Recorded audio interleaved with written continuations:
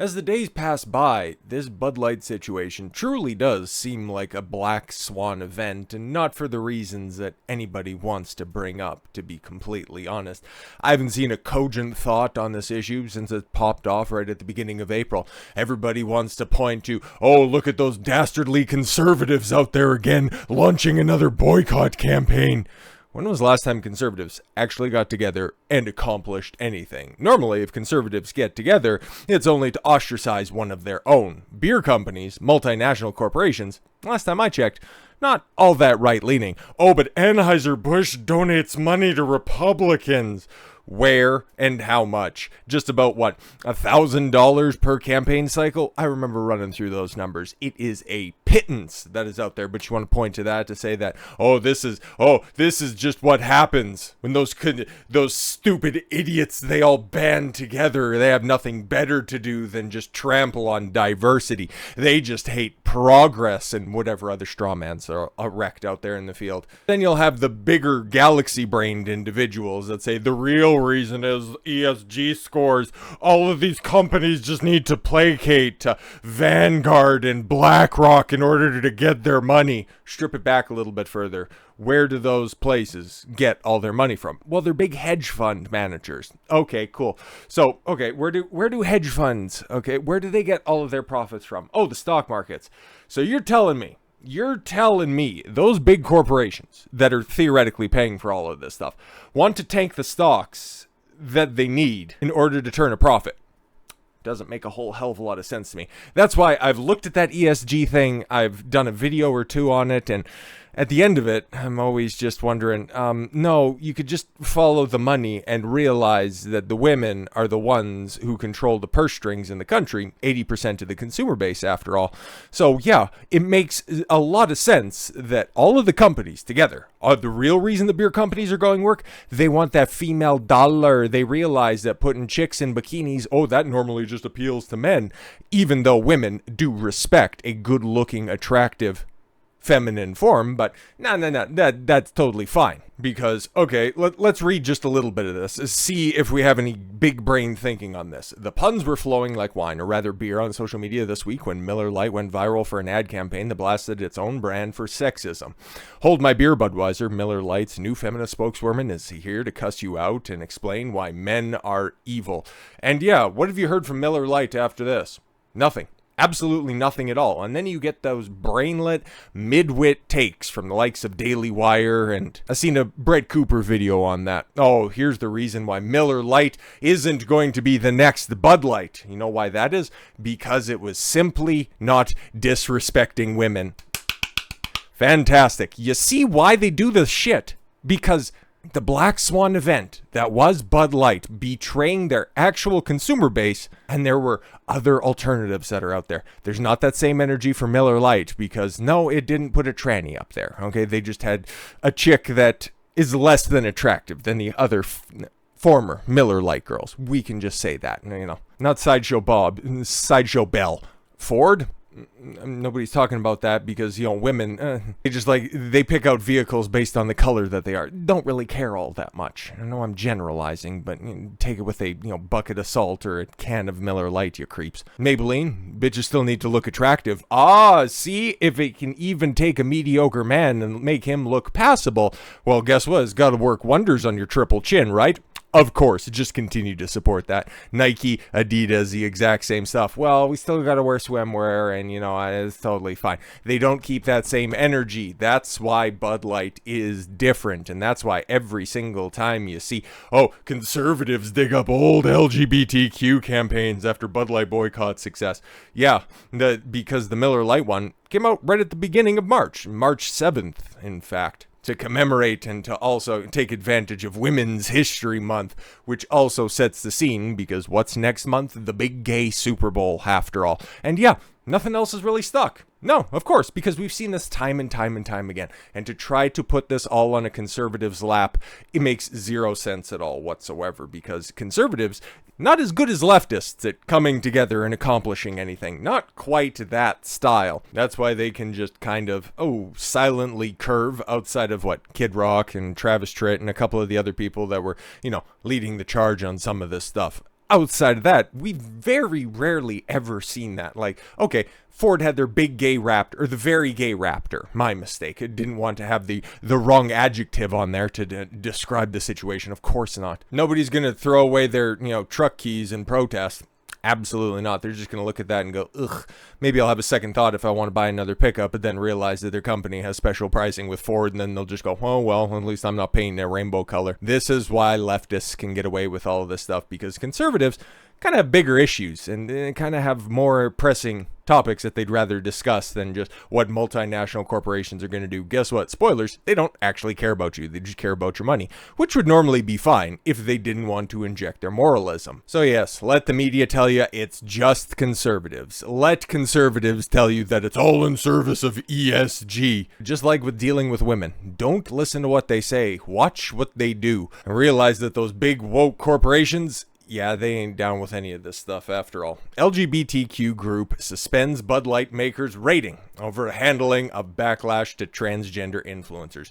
Nobody's left supporting Bud Light. I would almost feel bad for them if their head of marketing and their CEO in the United States and their parent company CEO weren't such self-important douches. But hey, we're here now, so. Country's largest advocacy group for the alphabet people, whatever, has suspended its benchmark equality and inclusion rating for Anheuser Busch, citing the beer company's handling of the hate-filled and transphobic backlash.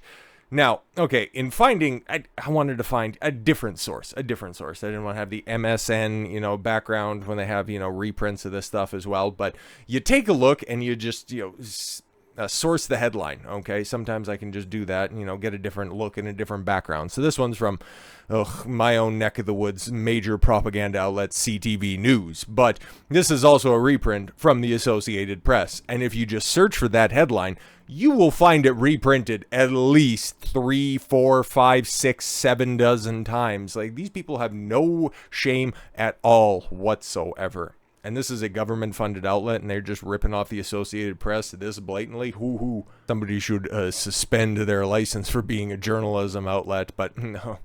I said it's a Canadian-controlled op, so, why should I be redundant? The Human Rights Campaign the Human Rights Campaign advocating for the alphabet people, and then you label it all as a hate-filled, transphobic backlash. Interesting. How would you characterize the boycott and the backlash from the gay bars dropping that stuff? The 5 bars that were in Chicago. Interesting. But okay, Human Rights Campaign informed the Bud Light maker that it suspended the company's 2022 Corporate Equality Index score. Oh no, a tool that measures corporate policies, practices, and benefits related to the well-being of all of your favorite homosexual adjacent people on May 9th, according to a letter shared to the Associated Press on Friday. The suspension of Anheuser-Busch's CEI score means that the company no longer has the right to use the best places to work distinction, the HRC says. Oh, okay, cool. So, why is that exactly? Prior to the suspension, Anheuser Busch had been a CEI score of 100, the group's top rating. Oh, okay. Well, why can't you just send over that TikTok video of that other creep that I, discovered yesterday? No? Oh, okay, cool. What we're seeing play out here is an example of the companies making a decision to have a constructive, inclusive marketing, which is great, but a business should be standing by their decisions. Oh, Eric Bloom, HRC's. Oh, who else has the initials HRC? Interesting. Senior Director of Programs and Corporate Advocacy. Yes, see, everything was great when you were paying some of our people, but you aren't paying our people anymore, so we're taking away your badge of honor. Okay? Theoretically, if they make a move like this and everything, this boycott was prefaced on, need to get the wording right on this one, right, a hate-filled transphobic backlash. The HRC suspends their top rating of being an inclusive work environment. Wouldn't those conservatives that you think are all hate-filled bigots, wouldn't they see that as kind of a badge of honor and then come back and start to buy your beer again? That's what I would be thinking here, but we'll see how this goes if it's just all conservatives, right? But guess who's going to be right on this one? and all of you watching. On April 1st, as part of a March promotional contest for the beer brand, Mulvaney posted an Instagram video and a TikTok video and another one, and got a can as well. So no, it was just one can. It wasn't a marketing campaign. Okay, cool. How do you explain the other Bud Light partner? Interesting.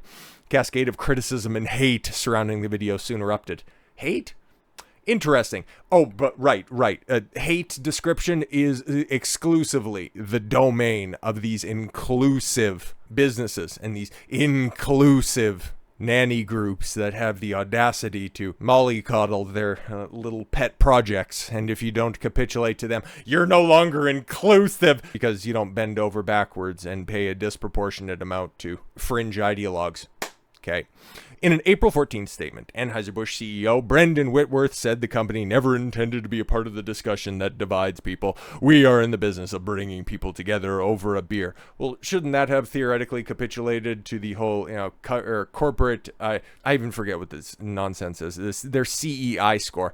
If you're just trying to bring everybody together, if this is a human rights council, oh wait, it's actually not. It's a specific pet project group society. All right. On an April 14th statement, Anheuser Busch's actions and Whitworth's statement did not signal clear support from Mulvaney, however, or directly address the transphobic rhetoric perpetuated during the backlash. Like what? Can you cite any sources, or you just want to say that? This is the Associated Press, and then reposted by CTV after all, so I don't exactly expect anybody to really fact check or provide sources. Sparking concerns among the gay community and activists. Why? If you aren't constantly reaffirmed on a daily basis, oh, okay, then they just feel like they no longer have the will to go on. I guess that's why self-deletion rates are so high in that community, because they have the mental stability of a two-legged stool, which them and a friend can sit on. That joke built upon itself. That was kind of nice. In an April 26th letter, also seen by the AP, HRC called on Anheuser Busch to issue a public statement expressing support for Mulvaney, as well as the transgender customers. Which ones? Both of them? Outside of the ones that you pay to drink your beer, like, is that a big demographic? Yeah, I didn't think so. The group also asked the company to have a meaningful conversation. So capitulate. Otherwise, we're just getting rid of your rating. In actuality, like I stated before, and the rest of this stuff just looks like total fucking gobbledygook. Oh my god, we're just gonna be gay and we're gonna protest shit. It doesn't really much matter. Okay, we'll throw some fucking shiny trinket across the road, and you fucking rainbow people will just go off somewhere else.